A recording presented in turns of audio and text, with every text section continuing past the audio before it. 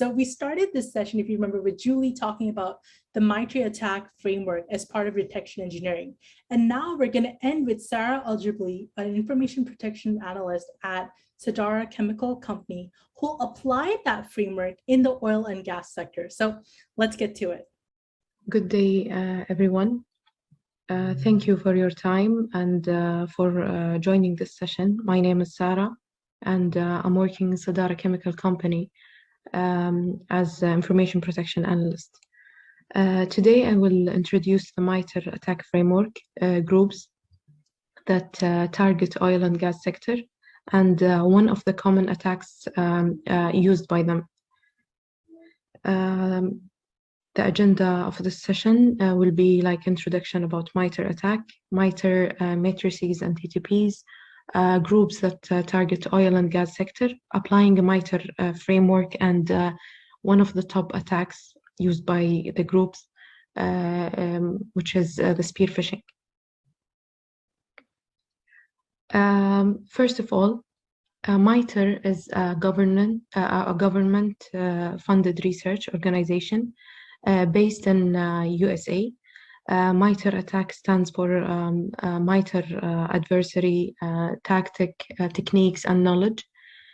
It is a globally accessible knowledge base of adversary tactic and techniques based on real-world incident observation.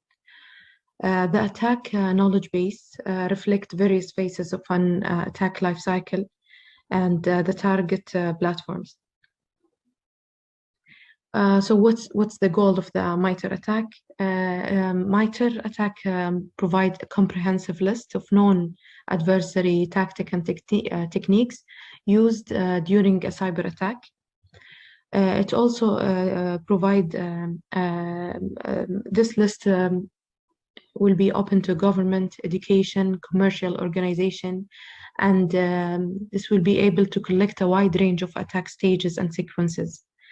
Mitre attack is intended also to create a standard taxonomy. So this will make the communication between the organization more specific.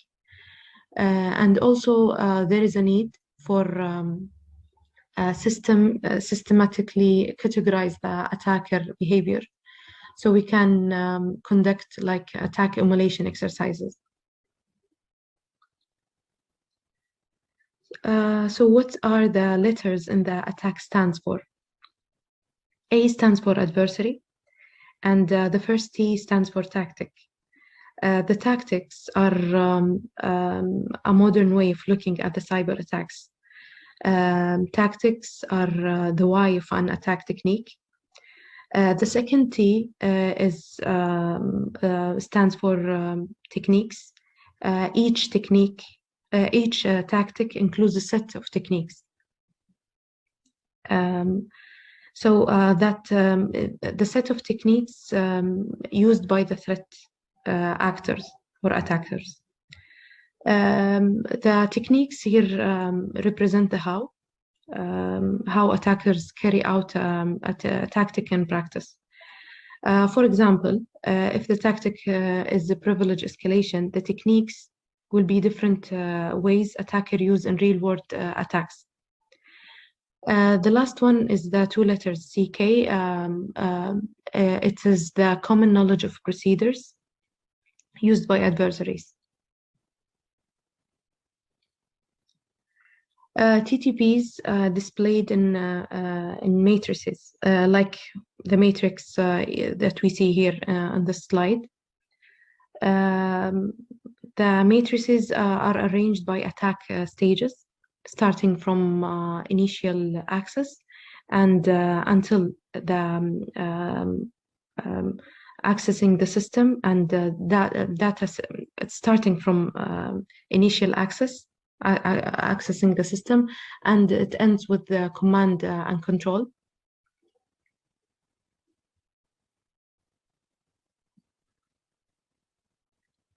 There are matrices for common desktop platforms, Linux, Mac, and Windows, and different technologies like the cloud and platforms. When we mention the Mitre, it is necessary to mention the groups. Mitre team uses the term groups to refer to any cluster of adversary activity. Groups are sets of related intrusion activity that are tracked by a common name. And here we can see the top attack groups that target oil, petrochemical, and energy sectors. For example, we can see here the muddy water. Muddy water is an Iranian threat group that has targeted Middle East and also different nations like European and North American nations. The group victims are mainly in the government and the oil sectors. Here is an example of applying the Mitre attack framework.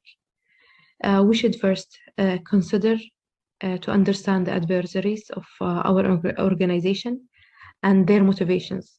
The next step is to understand the tactic and technique that they commonly employ. Third step is to map the techniques to specific attack behaviors. After this analysis, we will get a clear priority list of the techniques. Then we can defend our organization. And here, as an example, this picture shows the result of mapping 11 groups associated with Iran cyber attacks. It is here highlighting the most common types of techniques. Some of the techniques which were not reported to be used by any of the 11 groups have been hidden from this table. So by applying the previous steps and analyzing the common TTPs and attack stages used by the groups that target the oil and gas sector, we can see here that spear phishing is one of the most common techniques used by them.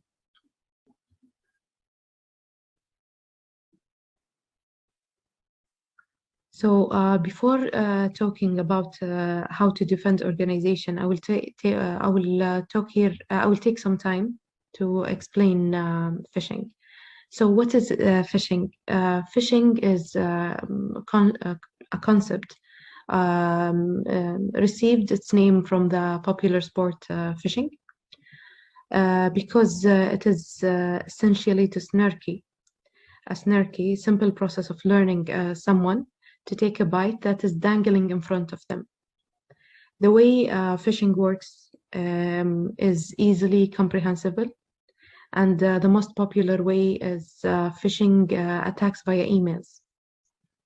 A malicious email is sent out where the sender masquerades as someone else, where the content of the email is tailored to trick the victim.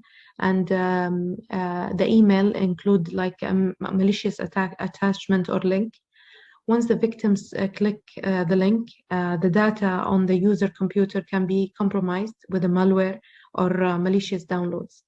If a hyperlink is included in the link, it is also a way for cyber criminal to lure the victim into giving up their data and allowing access to their system. So what's different between phishing and spear phishing? Phishing favors quantity while spear phishing favors quality. For phishing, it's usually it's attempt to attack many victims at once by sending a general message. But for spear phishing, there's an attempt to attack a specific victim with a very personalized message. There is a different type of phishing, like spear phishing and whaling, but as we mentioned, that phishing is the broader term that cover any kind of attack that tries to fool a victim to take an action. But for spear phishing, it's specifically a type of phishing that targets a specific individual. And but for whaling is Whaling is similar to spear phishing, but usually it's target high rank victims within the company, like the CEOs. So here example of how the spear phishing happened. First, start by the attacker identify the piece of data and the individual who owns it. Then the attacker start to research the individual and approach them as a trusted resource. After that, when the attacker convince the victim to share the data, then they can use that to commit a malicious activity. Phishing and spear phishing by numbers and statistic. 70% of cyber attacks use a combination of phishing and hacking. In 2020 alone, 70% of organizations around the world experience a phishing attack, including 35% experiencing spear phishing. Phishing was the most commonly reported cyber attack in 2020, and phishing incidents are multiplying each year. 96 phishing attacks are delivered via email, and the remaining are through phone and text messages. People usually open 3% of their spam, but 70% of spear phishing attempts. 50% of those who open the spear phishing emails click on the links within the email, and they click on those links within an hour of receiving that email. A campaign of sending 10 emails has 90% chance of snaring into the target.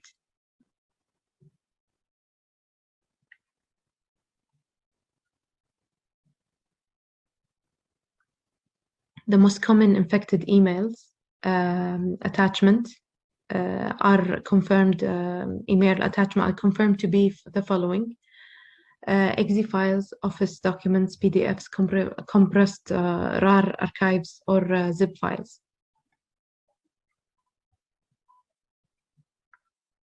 APT 33 is one of the group that we mentioned that target the energy and the oil and gas sectors. Its example has sent spear phishing emails with archive attachments. This group compromised around 50 organizations in various countries since 2015 in several sectors. We can see this chart show the top countries. You can see like Saudi Arabia and US is one of the top countries.